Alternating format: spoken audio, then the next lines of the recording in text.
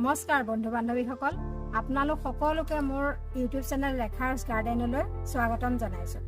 আজি মই কাগজ ফুল কেনেকৈ এটা সৰু টাবত ইমান ধুনীয়াকৈ ফুল ফুলাইছোঁ অৰ্গেনিক সাৰেৰে, তাকে আপোনালোকৰ লগত শ্বেয়াৰ কৰিম বুলি ভাবিছোঁ।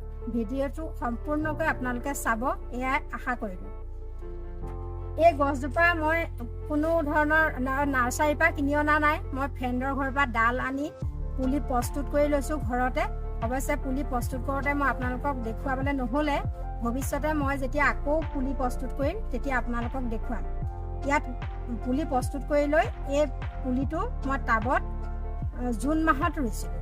জুন মাহত ৰুওঁতে মই মাটিটো প্ৰস্তুত কৰোঁতে ইয়াত মই 50% মাটি দিছিলোঁ আৰু 50%টো গোবৰ সাৰ, বালি আৰু ধানৰ পটান দিছিলোঁ। কোকোপিট দিব লাগে, যিহেতু কোকোপিটটো অলপ খৰচী হয়, সেইবাবে ধানৰ পটান দিলেও হয়।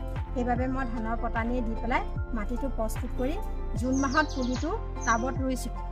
ৰোৱাৰ পিছত পুলিটো ইমান পটাপট বাঢ়িলে, তাৰপৰা আগবিলাক কাটি কাটি মই গছজোপা জোপোহা কৰিবলৈ চেষ্টা কৰিছিলোঁ। তাৰপিছত ইয়াত সাৰ হিচাপে মই কাউডাং অৰ্থাৎ এই ছাগলী গোবৰটো দিছিলোঁ দুদিনমান। তাৰপিছত কণীৰ বাকলি কেতিয়াবা ভাঙি চিঙি কণীৰ বাকলি দি দিওঁ। খোৱাৰ পিছত কণীৰ বাকলিটো পেলাই নিদি ইয়াতে দি দিওঁ। তাৰপিছত এটা লিকুইড সাৰ মই ঘৰতে প্ৰস্তুত কৰি এই টাবটোত মই ব্যৱহাৰ কৰোঁ। সেইটো হ'ল আলুৰ বাকলি, পিঁয়াজৰ বাকলি আৰু কলৰ বাকলি মই পানীত তিয়াই থৈ দিওঁ। 4-5 দিন তিয়াই থোৱাৰ পিছত এটিং পানীত অকণমান তাৰ ৰসটো দি দিওঁ, যিহেতু ইমান জোখ মাখ নলওঁ, যিহেতুকে অৰ্গেনিক সাৰ বেছি হ'লেও অকণমান ইমান লোকচান নহয়। সেইবাবে মই তেনেকৈ এসপ্তাহ 10 দিনৰ মূৰে মূৰে মই এই টাবটোত ব্যৱহাৰ কৰোঁ। তাৰপিছত গছজোপা ইমান ধুনীয়া গ্ৰ'থ হ'ল। তাৰপিছত অক্টোবৰ মাহৰ পৰা মই আগ কটাটো বন্ধ কৰি দিলোঁ, অহা আৰম্ভ হ'ল। তাৰপৰা কলি আহিলে মানে ইমান ফুল ফুলিছে গছজোপাত, দেখি সঁচাকৈ টাবটো বহুত ভাল লাগে। আৰু ইয়াত মই ফাংগিচাইড দিওঁ। ফাংগিচাইডটো মই বজাৰৰ পৰা কিনি আনি নহয়, মই ঘৰতে প্ৰস্তুত কৰি লওঁ। মানচাদাটো পাতটো খোৱাৰ পিছত যিটো ঠাৰি থাকি যায়, সেই ঠাৰিটো মই পানীত তিয়াই থৈ দিওঁ 2-3 দিনমান। তাৰপিছত সেইটো মই গছজোপাত মাজে মাজে স্প্ৰে' কৰোঁ। দেখিছেনে, একো পোক পৰুৱা গছজোপাত লগা নাই, ইমান ধুনীয়াকৈ ফুল ফুলিছে। ইয়াত একো মই ৰাসায়নিক সাৰ ব্যৱহাৰ নকৰাকৈ কেনেকৈ ইমান ধুনীয়াকৈ গছজোপা মই ফুলাইছোঁ, তাকে আপোনালোকৰ লগত শ্বেয়াৰ কৰিলোঁ। গছজোপা আপোনালোকে নাৰ্চাৰীত কিনিবলৈ গ'লেও পাব, কিন্তু নাৰ্চাৰীত বহুত দাম হয়। সেইবাবে মই যিহেতু পইচা পাতি খৰচটো কমাবলৈ চেষ্টা কৰোঁ, সেইবাবে মই ফ্ৰেণ্ডৰ ঘৰৰ পৰাই আনিছোঁ। আপোনালোকে নাৰ্চাৰীৰ পৰা কিনি আনিব পাৰিব। এই ফুলটো বিভিন্ন কালাৰত পায়। মোৰ অৱশ্যে 2টা কালাৰহে আছে।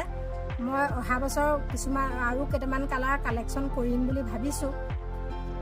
ঠাণ্ডা দিনত এপ্ৰিল মে'লৈকে গছজোপা ধুনীয়াকৈ ফুলি থাকে।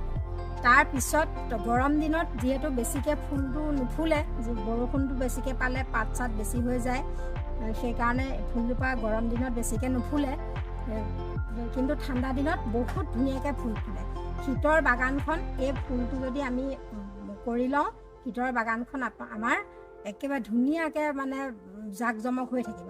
বহুত বেছি ঠাই আগুৰি লয়, বহুত লতা জাতীয় গছৰ নিচিনা, যিহেতু বহুত ঠাই আৱৰি লয়। সেইবাবে টাবত লগালে এই গছজোপা আপোনালোকে বহুত ভালকৈ ফুলাব পাৰিব। আৰু মাটিত লগালেও ফুলে, কিন্তু মাটিত লগালে ঠাই আগুৰি লয় কাৰণে বেছি ঠাই অকণ বন্দী কৰি পেলাই, সেইকাৰণে টাবত লগালে বেছি ভাল হয়। সেইবাবে মই বেছি নহয়, মই 3টা টাবতহে লগাইছোঁ। অহা বছৰ আৰু কেইটামান টাব বহাম বুলি ভাবিছোঁ। তাকে আপোনালোকৰ লগত মোৰ ফুলজোপা দেখুৱালোঁ, আপোনালোকৰ লগত শ্বেয়াৰ কৰিলোঁ। চেনেলটো ভাল লাগিলে লাইক কৰিব, শ্বেয়াৰ কৰিব, কমেণ্ট কৰিব আৰু চেনেলটো ছাবস্ক্ৰাইব কৰিব। বেল বুটামটো টিপিবলৈ নাপাহৰিব। ধন্যবাদ।